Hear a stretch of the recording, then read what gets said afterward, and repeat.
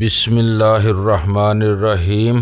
گمنام ہیرو کے معزز ناظرین السلام علیکم۔ آئیے چلتے ہیں کہانی کی طرف۔ اگر اس نے تبادلے سے انکار کر دیا تو ہم رجنی کو کہاں لے جائیں گے؟ ظفر نے پوچھا۔ اس کی نوبت نہیں آئے گی، میں نے مضبوط لہجے میں کہا۔ وہ ایک سفارتکار ہے اور ہر سفارتکار مذاکرات میں اس قسم کے تاخیری حربے استعمال کر کے اپنے حریف پر نفسیاتی دباؤ بڑھانے کی کوشش کرتا ہے۔ وہ بس اپنے کانوں سے رجنی کی آواز سننا چاہتا ہے۔ لیکن تم خود کہہ رہے تھے کہ اس کے آخری فکرے بہت معنی خیز تھے۔ سلطان شاہ بولا۔ ضرور تھے، لیکن پھر وہی بات آ جاتی ہے کہ اس کا پیشہ ہی ایسا ہے۔ بیوی تو پھر بیوی ہے۔ انسان اپنی چوکھٹ پر پلے ہوئے کتے سے بھی اس طرح دستبردار نہیں ہو سکتا۔ اب رجنی سے اس کی گفتگو کراتے ہوئے ہم سپیکر فون استعمال کریں گے تاکہ ہم سب ہی پوری گفتگو لفظ بے لفظ سن سکیں۔ اسی وقت اطلاع ملی کہ رجنی ہوش میں آ چکی ہے۔ اس کمرے میں سپیکر فون کو تنصیب کے بعد رجنی کو وہیں بلا لیا گیا۔ اس کے بشرے سے فکر مندی کے ساتھ برہمی بھی عیاں تھی۔ یہ کون سی جگہ ہے اور یہاں کا سربراہ کون ہے؟ اس نے دفتر میں داخل ہوتے ہی غصیلی آواز میں سوال کیا۔ غصہ میں اس کے حسن کو چار چاند لگ گئے تھے۔ شاید تمہیں علم نہیں کہ تم اغوا کی جا چکی ہو اور اب ہماری یرغمالی ہو۔ ظفر نے اس سے ذرا بھی معروب ہوئے بغیر درست لہجے میں کہا۔ یہ نہ سمجھنا کہ تم ہم لوگوں کو اپنی اداؤں یا آنسوؤں سے رام کر سکو گی۔ یہاں عورتوں پر تشدد کے ماہرین بھی موجود ہیں جو پل بھر میں تمہارے تیوروں کو درست کر سکتے ہیں۔ یہ سراسر غیر قانونی حرکت ہے جس کے لیے میرا سفارتخانہ بھرپور احتجاج کرے گا۔ ضرور کرتا رہے، لیکن پہلے شریمان سنگھ کو فون کر لو۔ سلطان شاہ چڑھ کر بولا۔ وہ تمہاری فکر میں گھلا جا رہا ہے، ایسا نہ ہو کہ صدمے سے اس کا ہارٹ فیل ہو جائے۔ رجنی حسین ہونے کے ساتھ ہی چالاک بھی تھی۔ اس نے اسپیکر فون آن کرنے کی بجائے ریسیور اٹھا کر بات کرنے پر اصرار کیا، لیکن اس کی ایک نہ چل سکی۔ ظفر تو ویسے ہی دل کی جگہ پتھر لیے پھرتا تھا، مگر سلطان شاہ بھی ناز و ادا دکھانے والی عورتوں سے بری طرح چڑھتا تھا، جبکہ رجنی کی نجی زندگی ہم تینوں کے سامنے کھلی کتاب کی طرح آ چکی تھی۔ سلسلہ ملنے پر دوسری طرف سے مان سنگھ ہی نے ریسیور اٹھایا اور صرف ہیلو کہا۔ مانی ڈارلنگ، یہ میں کس مصیبت میں گرفتار ہو گئی ہوں؟ اپنے شوہر کی آواز سنتے ہی وہ روحانسی آواز میں بولی۔ موتن لال بھی ان کی قید میں پھنسا ہوا ہے، شاید تم اسپیکر فون استعمال کر رہی ہو۔ کفیف سے توقف کے بعد مان سنگھ کی آواز ابھری۔ ہاں۔ لمحہ بھر کے لیے رجنی حیران ہو گئی۔ تمہیں کیسے پتا چلا؟ تمہارے سر پر گردش کرنے والے پنکھے کی آواز میرے کانوں تک پہنچ رہی ہے۔ مان سنگھ کی آواز سپاٹ اور جوش و خروش سے آ رہی تھی۔ اس نے پوچھا، تم واپس آنا چاہتی ہو یا اس زندگی سے اکتا گئی ہو؟ کیسی باتیں کر رہے ہو تم؟ اب تو یہی میری زندگی ہے۔ یہاں میں گنڈوں میں پھنسی ہوئی ہوں اور تم کوئی سوال سوچ رہے ہیں؟ یہاں میرا دم گھٹ جائے گا۔ تمہارے ساتھ کوئی زیادتی تو نہیں ہوئی؟ دوسری طرف سے پوچھا گیا۔ بے ہوش کیے جانے کے علاوہ اب تک کوئی اور زیادتی نہیں کی گئی، لیکن یہ لوگ وحشی درندے ہیں۔ انہوں نے موتن لال کے ڈرائیور کو ادھیڑ کر خون میں نہلایا ہوا ہے۔ مجھے تو اس کی طرف دیکھنے سے ہی جھرجھریاں آ رہی ہیں۔ موتن لال کو پول کا یاد دلا دینا، میں ان لوگوں سے بات کرتا ہوں۔ ظفر نے ہاتھ سے اشارہ کیا اور ایک جوان رجنی کو زبردستی وہاں سے باہر لے گیا۔ اس نے دفتر میں موجود رہنے کے لیے زور آزمائی کی، لیکن اس کی آوازیں سن کر مان سنگھ نے اسپیکر فون پر ہی اسے ہدایت کی کہ وہ جب تک قیدی ہے قید کرنے والوں کی ہدایت پر عمل کرے۔ اب کہو تمہاری کیا رائے ہے؟ میں نے رجنی کے چلے جانے کے بعد پوچھا۔ تم لوگ بہت بے رحم ہو۔ اسے خوفزدہ کرنے کے لیے ایک زخمی قیدی کے ساتھ رکھا ہوا ہے، جبکہ غزالہ کو یہاں ہر طرح کا آرام میسر ہے۔ وہ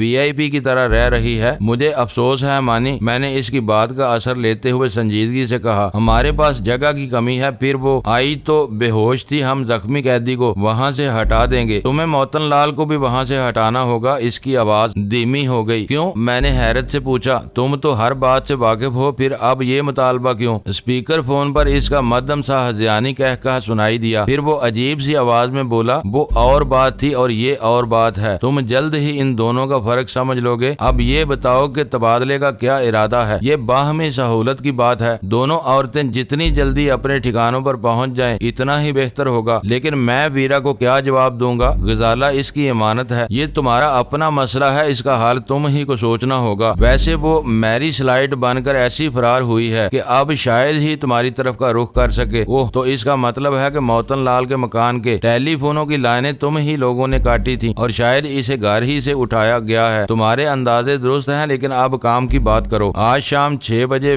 پیریئر ہال کے لان میں آ جاؤ، میں غزالہ کو لے آؤں گا۔ تم رجنی کو لے آنا۔ اگر تم نے وعدہ خلافی کی تو یہ یاد رکھنا کہ میں نتائج کی پرواہ کیے بغیر غزالہ کے سینے میں وہیں گولی اتار دوں گا، اگر ڈینی آ سکے تو زیادہ بہتر رہے گا، میں اس سے کچھ بات کرنا چاہتا ہوں۔ ٹھیک ہے، تمہارا پیغام اس تک پہنچا دیا جائے گا۔ میں نے فون کا سلسلہ منقطع کر دیا۔ اسی وقت مکان کے کسی حصے سے موت کے درد میں ڈوبی ہوئی ایک دلدوز چیخ بلند ہوئی اور ہم تینوں ہڑبڑا کر باہر کی طرف دوڑ پڑے۔ وہ دردناک چیخ سنتے ہی میرے ذہن میں پہلا خیال یہ آیا تھا کہ کہیں رجنی نے واپس پہنچتے ہی کوئی کام نہ دکھا دیا ہو۔ جب وہ اسپیکر فون پر اپنے شوہر شری مان سنگھ سے بات کر رہی تھی تو میں نے اس بات پر دھیان نہیں دیا تھا کہ شری مان سنگھ نے رجنی کو اس امر کی ہدایت کی تھی کہ وہ موتن لال کو پولکا یاد دلا دے، لیکن موت کے کرب میں ڈوبی ہوئی چیخ سنتے ہی مجھے خیال آیا کہ پولکا یقینی طور پر کوئی اہم کوڈ ورڈ تھا۔ اس کا تعلق واقعی موتن لال سے تھا یا اس لفظ میں خود رجنی کے لیے کوئی پیغام پوشیدہ تھا؟ اس کا اندازہ قیدیوں والے کمرے میں پہنچ کر ہی ہو سکتا تھا۔ ہم تینوں راستے ہی میں تھے کہ اچانک فضا میں دبی دبی انسانی چیخیں اور گراہٹیں گونجنے لگیں، جیسے کسی کو بے رحمانہ تشدد کا نشانہ بنایا جا رہا ہو، اور اس بار وہ آوازیں نمایاں طور پر موتن لال کی۔ بے اختیار میرے دل کی دھڑکنیں تیز ہو گئیں۔ اگر موتن لال زندہ تھا اور تشدد کا نشانہ بنا ہوا تھا تو وہ دردناک چیخ کسی اور کی تھی۔ میں نے وہ چیخ سنتے ہی اندازہ لگا لیا تھا کہ وہ جو کوئی بھی رہا ہو، اسے چیخنے کے بعد اگلا سانس لینے کی ذرا سی بھی مہلت نہیں مل سکی ہوگی۔ میرے ساتھ ہی شاید ظفر بھی اسی نتیجہ پر پہنچا اور اس نے یک لخت مضطرب ہو کر اپنی رفتار تیز کر دی۔ میری طرح اسے بھی شک ہوا تھا کہ اگر موتن لال زندہ تھا تو پھر مرنے والا ایس ٹی ایف کا کوئی جوان ہی ہو سکتا تھا جو موتن لال کی کسی متکمانہ کارروائی کا شکار ہوا ہو۔ اس وقت ہم تینوں کے چہروں پر نقاب چڑھے ہوئے تھے۔ خود کو رجنی کی شناخت سے محفوظ رکھنے کے لیے وہ احتیاطی تدابیر ناگزیر تھیں۔ ظفر کے قول کے مطابق ایسے قیدیوں کے ساتھ بہت احتیاط سے کام لیا جاتا تھا جنہیں وہاں سے زندہ واپس لوٹانا مقصود ہوتا تھا۔ چہروں پر منڈی ہوئی چست نقابوں کی وجہ سے ہمارے لیے ایک دوسرے کے تاثرات کا اندازہ لگانا محال تھا، لیکن میں دل ہی دل میں ظفر کی دلی کیفیت کو خوب سمجھ رہا تھا۔ اس سے میری جان پہچان زیادہ طویل نہیں تھی، لیکن اس کے پیش رو اول خان کے ساتھ میری شناسی خاصی طویل رہی تھی، اور میں نے دیکھ لیا تھا کہ وہ اپنے جوانوں سے اولاد جیسی محبت کرتا تھا۔ اپنے کسی بھی ماتحت کی تکلیف پر اول خان یوں تڑپ اٹھتا تھا جیسے وہ خود کسی کرب سے گزر رہا ہو۔ ظفر اسی کا جانشین تھا، اس لیے اپنے ایک کڑیل جوان کی موت کے خدشے پر اس کا مضطرب ہونا بعید از قیاس نہیں تھا۔ لیکن ہم قیدیوں والے کمرے میں پہنچے تو وہاں کا منظر ہماری توقعات کے برعکس تھا۔ وہاں امر کمار فرش پر غیر فطری حالت میں بالکل بے حس و حرکت پڑا ہوا تھا۔ اس کا اوپری دڑ چت پڑا ہوا تھا، لیکن داہنی ٹانگ مڑ کر جسم کے نیچے دبی ہوئی تھی۔ داہنا بازو فرش پر پھیلا ہوا تھا جبکہ بایاں بازو پشت کے نیچے دب گیا تھا۔ اس کی حالت سے صاف ظاہر ہو رہا تھا کہ وہ کھڑے کھڑے اچانک ہی فرش پر گرا اور گرتے ہی مر گیا۔ اس کی موت اس قدر اچانک اور تیزی کے ساتھ رونما ہوئی تھی کہ اسے تڑپنے یا اگلا سانس لینے کی مہلت نہیں ملی تھی، اور وہ یقینی طور پر کسی سیریل اثر زہر کے استعمال کی علامت تھی۔ رجنی قدرے حیرت اور خوف کے عالم میں ایک گوشے میں سہمی ہوئی کھڑی تھی، جبکہ ایس ٹی ایف کے دو جوانوں نے موتن لال کو فرش پر اوندھا گرا کر اس پر مکوں اور ٹھوکروں کی برسات کی ہوئی تھی۔ میں نے اس پورے منظر پر ایک نگاہ ڈالتے ہی کچھ نتائج اخذ کر لیے۔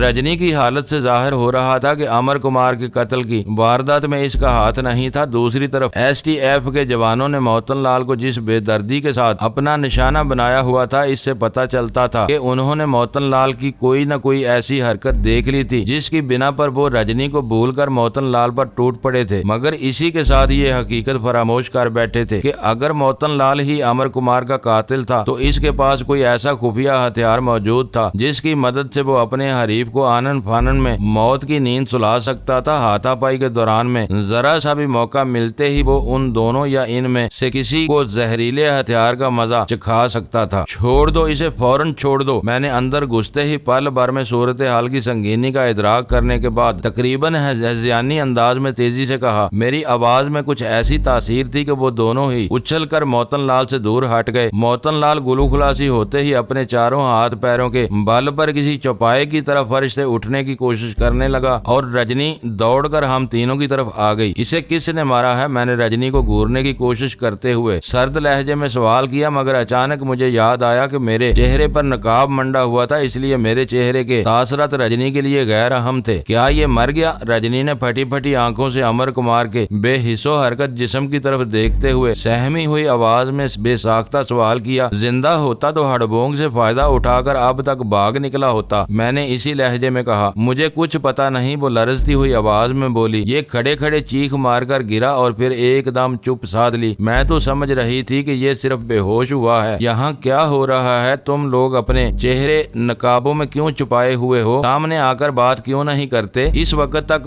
موتن لال لڑکھڑاتا ہوا اپنے قدموں پر کھڑا ہونے میں کامیاب ہو چکا تھا اور اسی مقام پر کھڑا ہوا جھوم رہا تھا۔ اس میں اپنی جگہ سے قدم ہلانے کی سکت باقی نہیں رہی تھی۔ عورت بھی بدماش ہے سر، ایس ٹی ایف کے نقاب پوش جوانوں میں سے ایک نے اکھڑ لہجے میں کہا۔ اس کے آنے سے پہلے امر کمار اور موتن لال ایک دوسرے کے ساتھ کھڑے ہوئے باتیں کر رہے تھے۔ اس عورت نے اندر آتے ہی پولکا کہا۔ ہم چونک کر اس کی طرف مڑے اور اسی لمحے امر کمار چیخ مار کر فضا میں اچھلا اور فرش پر ڈھیر ہو گیا۔ یہ سب پل بھر میں ہو گیا، ہمیں پتہ بھی نہیں چل سکا کہ موتن لال نے اس کے ساتھ کیا حرکت کی تھی۔ میں بے قصور ہوں، رجنی رو دینے والی آواز میں بولی۔ مجھے شبہ بھی ہوتا کہ پولکا کے پاس ورڈ سے یہاں ایسا وحشیانہ کشت و خون شروع ہو جائے گا تو میں اپنی زبان ہی نہ کھولتی تمہارے سامنے۔ شری مان سنگھ نے اسپیکر فون پر مجھے ہدایت کی تھی کہ میں موتن لال کو پولکا یاد دلا دوں، اس سے آگے مجھے کچھ معلوم نہیں۔ یہ لوگ بلا وجہ مجھ پر الزام لگا رہے ہیں۔ میں جانتا ہوں، ظفر نے زہریلی آواز میں کہا۔ تم جیسی آوارہ اور بدچلن عورتیں عشق و محبت کی رنگینیوں میں ڈوب کر یہ بھول جاتی ہیں کہ ایسے معاملات کی انتہا ہمیشہ سنگین اور ناقابل فہم ہوتی ہے۔ تمہیں اپنے لائے ہوئے کوڈ کے رد عمل کا علم رہا ہو یا نہ رہا ہو، لیکن یہ ایک برہنہ حقیقت ہے کہ تم اس چھت کے نیچے ایک قتل کے ارتکاب میں شرکت کر چکی ہو اور تم کو اس کی سزا بھگتنی ہوگی۔ ظفر کے الفاظ پر رجنی نے باقاعدگی ساتھ رونا شروع کر دیا، لیکن ظفر کی ڈانٹ پھٹکار پر اس نے مشینی انداز میں یک لخت خاموشی اختیار کر لی، لیکن اس کے سینے کے زیرو بم سے اندازہ ہو رہا تھا کہ وہ اندر ہی اندر گٹ گٹ کر سسکیاں لے رہی تھی۔ اس کی جامع تلاشی لی گئی تھی۔ ظفر نے اپنے آدمیوں کی طرف متوجہ ہو کر موتن لال کے بارے میں سوال کیا۔ نہیں سر، ان میں سے ایک نے مختصر جواب دیا۔ اسے ہینڈز اپ کرا کے گن پوائنٹ پر تفصیلی جامع تلاشی لو، ظفر نے حکم دیا۔ یہ ذرا سی بھی گڑبڑ کرے تو اسے بے دریغ گولی مار دینا، خبردار جو کوئی میرے قریب آیا، موتن لال نے کستہ لہجے میں بولا۔ تشدد کی وجہ سے شاید اس کی زبان کٹ گئی تھی، جس کی وجہ سے اس کی آواز میں لوکنت پیدا ہو گئی تھی۔ وہ اپنی جگہ پر قدرے لہراتے ہوئے کہہ رہا تھا، جو بھی میرے قریب آیا میں اسے امر کمار کے پیچھے روانہ کر دوں گا۔ ہم قریب آئے بغیر ہی تمہارا بدن گولیوں سے چھلنی کر سکتے ہیں، ظفر نے غصے سے کہا۔ موتن لال کے زخمی چہرے اور متورم آنکھوں کی کیفیت ایک دم بدل گئی، جیسے وہاں مایوسیوں نے ڈیرے ڈال دیے ہوں۔ میں نے وہ تبدیلی فوراً ہی بانپ لی۔ وہ جوان بیٹے کا باپ اور ایک بڑے گھرانے کا معزز سربراہ ضرور بنا ہوا تھا، لیکن اول درجے کا مکار اور عیاش بھی تھا۔ دنیا کے ہر بے کردار اور عیاش آدمی کی طرح اسے بھی زندگی بہت عزیز تھی، خواہ اس کے لیے اسے کوئی بھی قیمت کیوں نہ ادا کرنی پڑے۔ لیکن ہم تم پر گولی نہیں چلائیں گے۔ ظفر کا فکرہ پورا ہوتے ہی میں نے بولنا شروع کر دیا۔ تمہیں مارنا ہوتا تو ہمیں اپنے چہروں پر نقاب چڑھانے کی ضرورت نہیں تھی۔ یہ سب ہم نے اس وجہ سے کیا ہے کہ تم رہا ہونے کے بعد ہم کو شناخت نہ کر سکو۔ تم جھوٹ بول رہے ہو۔ اس نے بے اعتباری سے میری بات کاٹ دی۔ اس سے پہلے میں تمہارے چہرے دیکھ چکا ہوں۔ اس وقت تم نے یہ احتیاط کیوں نہیں کی؟ خیال آنے پر ہم نے اپنی اس غلطی کا ازالہ کر لیا، میں نے سنجیدگی سے کہا، لیکن زندگی کی امید دلا کر بھی تم مجھ سے کچھ نہیں اگلوا سکو گے۔ وہ اپنا ہاتھ فضا میں لہرا کر بولا، مجھے معلوم ہے کہ جل ترنگ کا راز فاش ہو جانے کے بعد میں عزت کے ساتھ زندہ نہیں رہ سکوں گا۔ پولکا ہمارے ہر ساتھی کے لیے زندگی کا آخری پیغام ہوتا ہے۔ میں جس کے بل پر اچھلتا تھا، آج اس نے بھی پولکا کہلوا کر اپنے ہاتھ اٹھا دیے ہیں۔ میں نے اپنی ساری عمر اپنی مرضی سے گزاری ہے۔ میں نے زندگی کے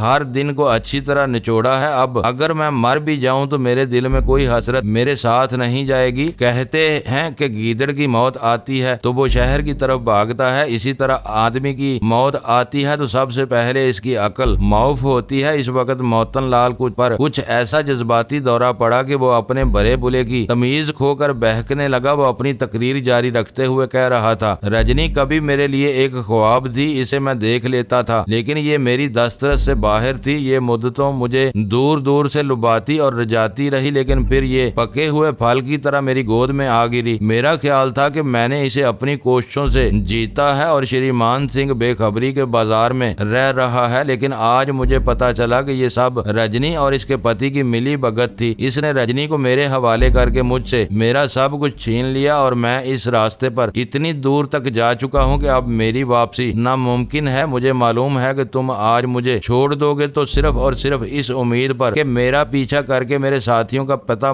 ٹھکانہ معلوم کر سکو۔ میں دوسری بار تمہارے ہاتھ آیا تو میرا حشر اور برا ہوگا۔ میرے بارے میں امر کمار بہت کچھ جانتا تھا، اسے میں نے پہلے ہی چلتا کر دیا۔ اب میرے پاس میری یہ انگوٹھی رہ گئی ہے۔ اس نے اپنی بائیں مٹھی بند کر کے فضا میں لہرائی، جس کی دوسری انگلی پر سرخ نگینے والی ایک طلائی انگوٹھی جلملا رہی تھی۔ یہ یاقوت نہیں، زہر کا کیپسول ہے۔ وہ کہہ رہا تھا، یہ زہر ایک سوئی سے بدن میں داخل ہوتا ہے، سوئی کیپسول کے اندر پوشیدہ ہے۔ میں نے یہ انگوٹھی امر کمار کی ران پر ماری تو کیپسول دبا اور باریک سوئی باہر آ کر اس کی ران کی جلد میں چبھ گئی۔ کیپسول پر پڑنے والے دباؤ کی وجہ سے زہر کھوکھلی سوئی میں سے اس کی شریانوں میں اتر گیا اور وہ پلک جھپکتے میں آرام سے مر گیا۔ تم میں سے جو بھی میرے قریب آیا وہ اس انگوٹھی کا شکار ہو جائے گا۔ تمہارے لیے بہتر یہی ہے کہ میرا راستہ چھوڑ دو تاکہ میں اپنے گھر والوں کے درمیان مر سکوں۔ میں تمہاری کسی بات کا جواب نہیں دوں گا۔ اگر تم نے میرے ساتھ زبردستی کرنے کی کوشش کی تو میں یہ زہر اپنے بدن میں اتار لوں گا۔ پولکا کا مطلب ہی یہ تھا کہ میں خودکشی کر لوں، مگر میرے لیے زیادہ اہم بات یہ تھی کہ امر کمار مارا جائے۔ اس کی طرف سے سکون ہو جانے کے بعد میں تو جب چاہوں جا سکتا ہوں۔ تم ہمارے بارے میں غلط فہمی میں مبتلا معلوم ہوتے ہو۔ میں نے اسے رام کرنے کی نیت سے کہا، ہم سرکاری آدمی نہیں ہیں جو عمر بھر تمہارا پیچھا کرتے رہے۔ ہمارے تصادم کی وجہ یہ ہے کہ ہمارے مفادات یکساں اور مشترکہ ہیں۔ ہم بھی اسی راہ پر چل رہے ہیں جس پر تم گامزن ہو۔ تم مجھے پھسلانے کی کوشش کر رہے ہو۔ وہ برا سا منہ بنا کر بولا، تمہاری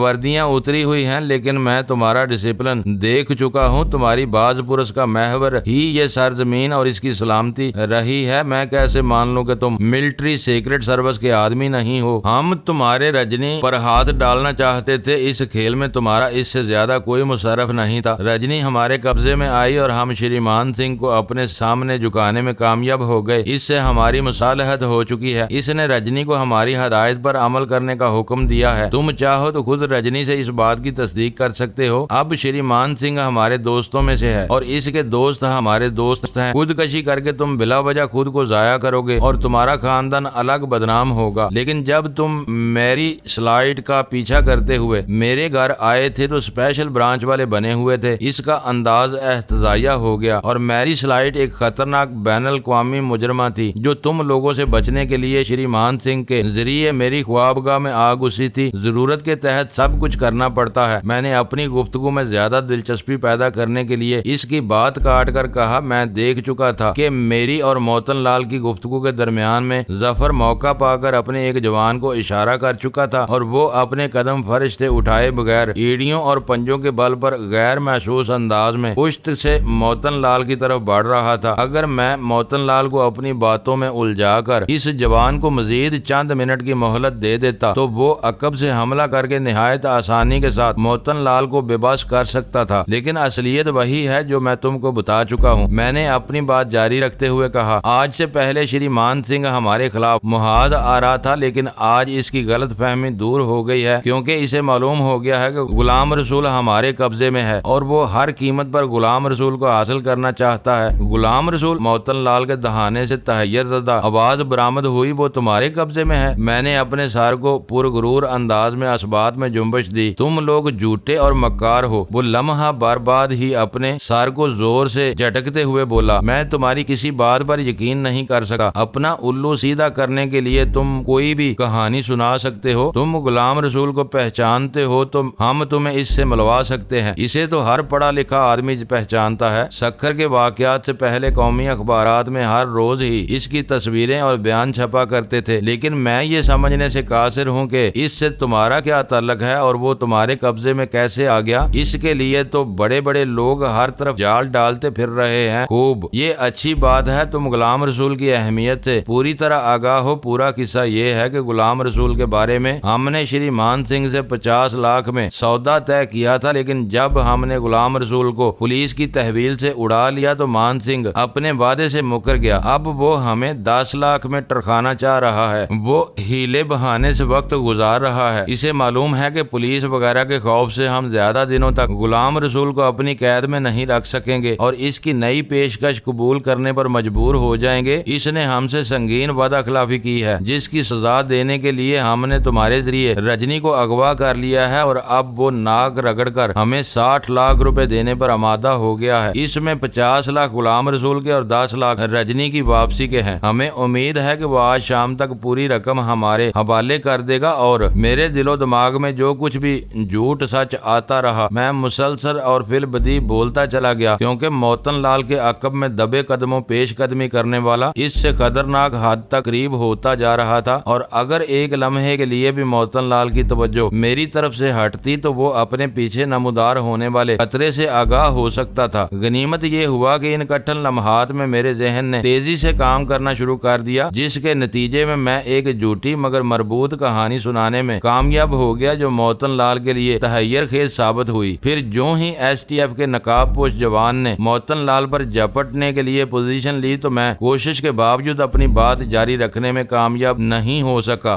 اسی وقت موتن لال نے کچھ کہنے کے لیے اپنا بایاں ہاتھ فضا میں لہرایا اور اس کا وہ ہاتھ ایس ٹی ایف کے جوان کی گرفت میں آنے سے رہ گیا۔ وہ موتن لال کے بدن سے کسی جونک کی طرح لپٹا اور اسے اپنے ساتھ لیتے ہوئے فرش پر گر گیا۔ موتن لال اس ناگہانی وار کے لیے تیار نہیں تھا۔ اس نے فوری طور پر اندازہ لگا لیا کہ اس کے لیے اپنے حریف کی مضبوط گرفت سے نکلنا آسان نہیں تھا۔ اس نتیجے پر پہنچتے ہی اس نے اپنی بائیں مٹھی بند کر کے اپنی کان پٹی پر زہریلی انگوٹھی سے ضرب لگائی اور ایک تیز چیخ کے ساتھ اس کا بدن ساکت ہو گیا۔ اس کی پھٹی پھٹی آنکھوں کی پتلیاں ساکت ہو چکی تھیں۔ اس کے بدن سے لپٹے ہوئے ایس ٹی ایف کے جوان نے بھی اندازہ لگا لیا کہ اس کا شکار زندگی کے بندھن سے نجات حاصل کر چکا تھا، اس لیے وہ موتن لال کو چھوڑ کر ایک طرف کھڑا ہو گیا۔ ایسی انگوٹھی تمہارے پاس بھی ہے؟ ظفر نے رجنی کی طرف مڑ کر سوال کیا۔ نہیں، میرے پاس کچھ بھی نہیں ہے، وہ روتے ہوئے بولی۔ میری سمجھ میں نہیں آ رہا کہ یہاں کیا ہو رہا ہے۔ مجھے شبہ بھی ہوتا کہ پولکا کا مطلب خودکشی کرنا ہے تو میں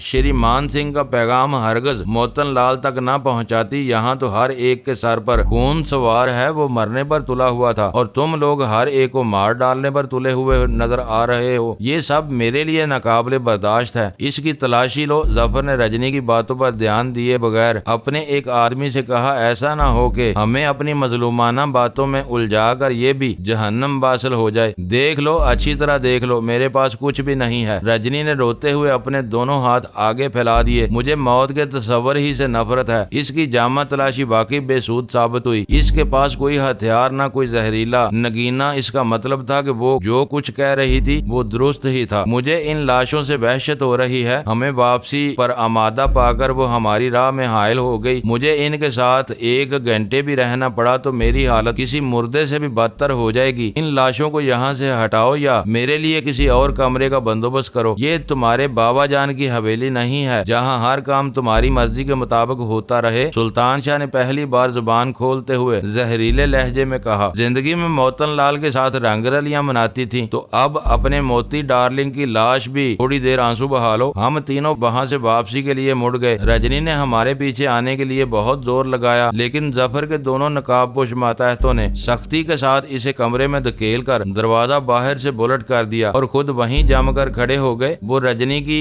داد و فریاد سے ذرا بھی متاثر نہیں ہوئے تھے۔ راستے ہی میں ہم تینوں نے نقابوں سے چھٹکارا حاصل کر لیا اور میں نے اپنے چہرے سے پسینہ خشک کرتے ہوئے ظفر سے کہا، موتن لال سے ہمیں بہت کچھ معلوم ہو سکتا تھا۔ وہ زندہ رہتا تو اپنی سرزمین کے ان غداروں کے ناموں سے واقف ہو سکتے تھے۔ موتن لال کے خفیہ پیغام سن کر انہیں عملی جامہ پہنایا کرتے تھے۔ میرا خیال ہے کہ وہ ان لوگوں سے بے خبر تھا، ظفر نے سنجیدگی سے کہا۔ اسی وجہ سے پیغام رسانی کے لیے وہ انوکھا اور پیچیدہ طریقہ اختیار کیا گیا۔ ایسی ہر سازش میں کلیدی اہمیت اس آخری فرد کی ہوتی ہے جو عملی طور پر منصوبے یا اس کے کسی حصے کو پایا تکمیل تک پہنچاتا ہے۔ شری مان سنگھ نے ایسے ہی کسی برے وقت کے لیے اپنے اہم گرگوں کو موتن لال کی نظروں سے بچایا ہوا تھا، لیکن پھر بھی وہ غلام رسول کے بارے میں بہت کچھ جانتا تھا اور کچھ نہ صحیح تو ہم اسی کے بارے میں موتن لال کی زبان کھلوا سکتے تھے۔ ہاں، یہ امکان ضرور نظر آیا تھا، ظفر نے اعتراف کیا، پھر چونک کر بولا، لیکن تم غلام رسول کے بارے میں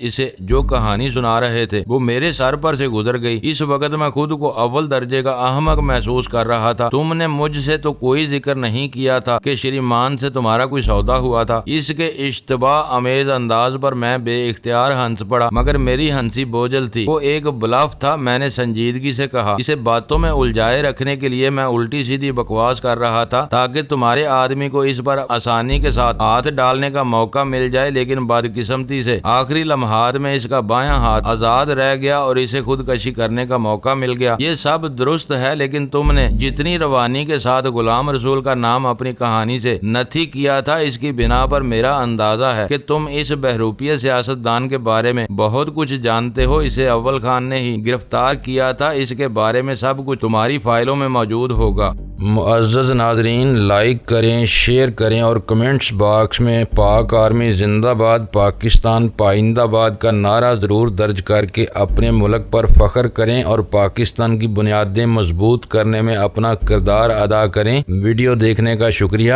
معزز ناظرین، اپنا خیال رکھیے گا اور ہمارے چینل کا بھی۔ ISI پاک آرمی زندہ باد، پاکستان پائندہ باد۔